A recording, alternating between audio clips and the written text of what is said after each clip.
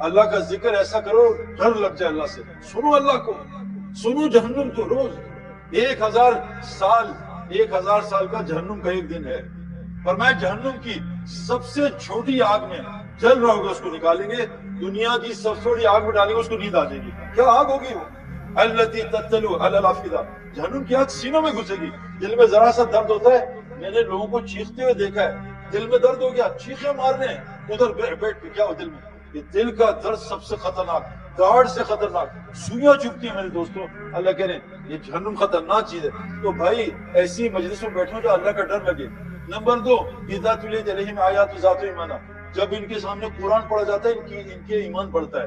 تو یہ جو آج ذکر کی مجلس ہم لگا رہے ہیں, اس میں روز بیٹھو.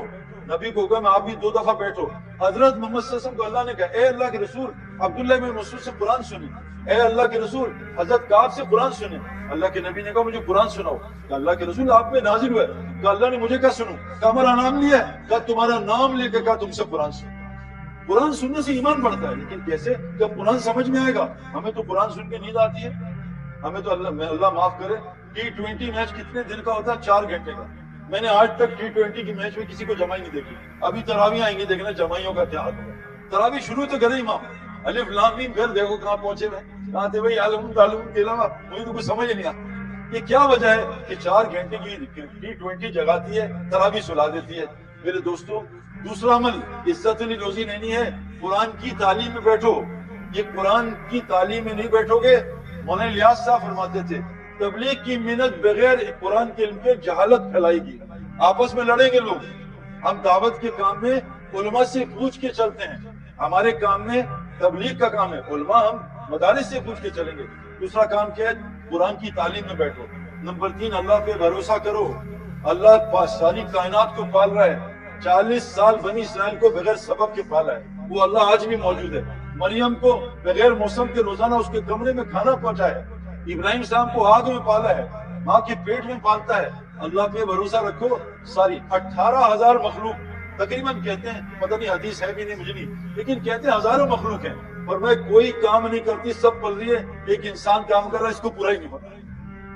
جس انسان کے ہاتھ سے کاغذ بنا, کاغذ انسان کے ہاتھ سے بنتا ہے, اسی کا انسان کے ہاتھ سے وہ کاغذ ڈالر بنتا ہے. اور آج یہ انسان اس ڈالر کا محتاج ہو گیا جس کے ہاتھ سے بنا. یہ دکان کا محتاج, یہ فیکٹری کا محتاج. میرے دوستوں, اللہ پہ بھروسہ کرو. 3 عمل, یہ مومن کی علامت. نمبر 4, اپنی نماز کو ٹھیک کرو. آج میرے دوستوں مجھ سے لوگ کہتے ہیں سعید بھائی میرے بچے کا بلّہ سیدھا کر دو. میں نے طارق جمیل صاحب سے پوچھا کہ آپ کو تبلیغ میں کتنے عرصہ ہو گیا ہے؟ کہا تقریباً 40 سال.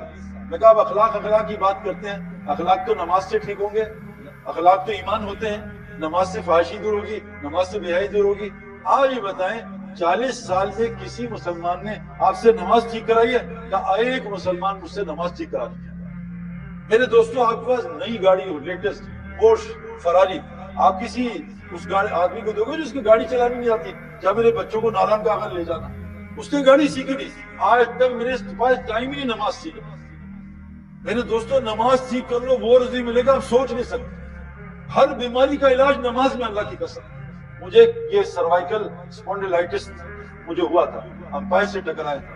میں ایک عرب کے ساتھ بیٹھا تھا, وہ بخارا کا شیخ الحدیث.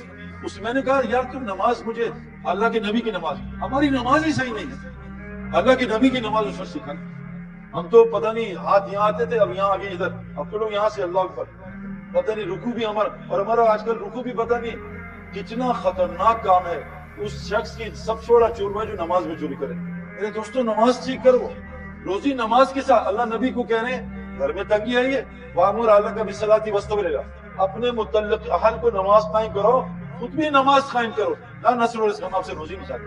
نماز میں روزی رزق کریم, یہ خوار ذلت والی روزی. نمبر 5, اپنے مال کو صحیح جگہ خرچ کرو. جب مال کو شکر پہ خرچ کرو گے, شکر سے نعمت بڑھتی ہے. نماز کو کفر پہ خرچ کرو گے, حدیث میں آتا ہے بعض گنا روزی تقدیر کی بنتی ہے. آج ہمارا مال کا خرچ ہو رہا ہے, برا نہ ماننا بھائی, کھانوں پہ. کھانا کھائی جاؤ, کھانا. ہمارا مال خرچ ہو رہا ہے کپڑوں پہ, ہمارا مال خرچ ہو رہا ہے مکانوں پہ اور شادیوں پہ.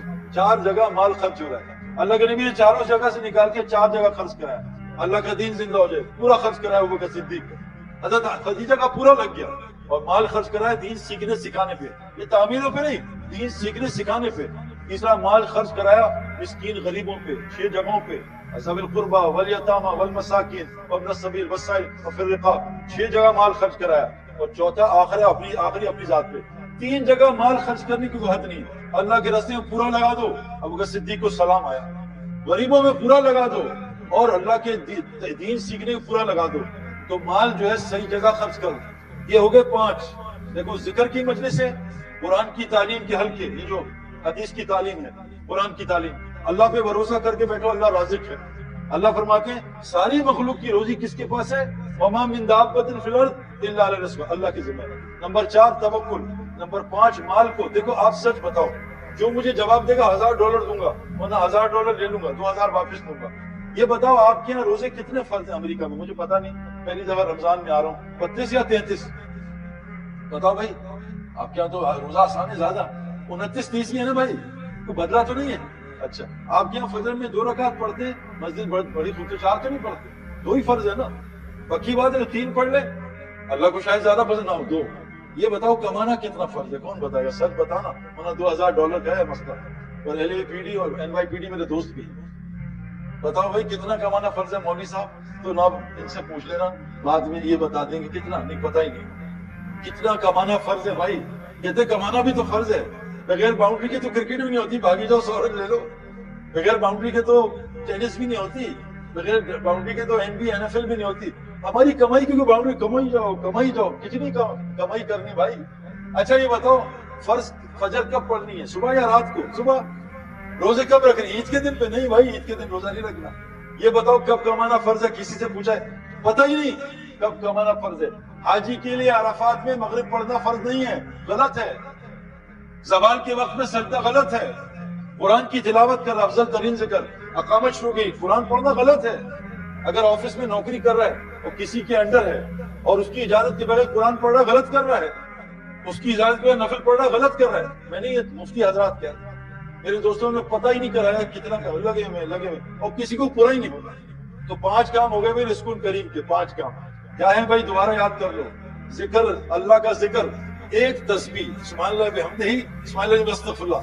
فجر کی سنت اور فرض میں کرو، سارے روزی کے مسئلے حل ہو جائیں۔ 1 تسبیح کرو صبح، لا الہ الا اللہ ملک الحق المبین، 1 تسبیح کر لو، سارے مسئلے حل ہو جائیں گے۔ استغفار اللہ کہتے کرو، میں تمہیں مال نہیں اموال دوں گا، استغفار سے روزی جڑی ہے۔ تو اللہ کے ذکر سے روزی، قرآن کی تعلیم سے روزی۔ گھر میں سورہ واقعہ پڑھو، فاقہ داخل نہیں ہوگا، لیکن جس گھر میں تصویریں ہیں، کتے ہیں، اس گھر میں سورہ واقعہ سے اور فقر آئے گا۔ جس گھر میں فلمیں دیکھی جاتی ہیں، آیت الکرسی سے اور چور آئیں گے۔ اللہ تعالیٰ نے فرمایا انما یتقبل من المتقین، اللہ تقوی کے بغیر کوئی عمل قبول نہیں کرتے۔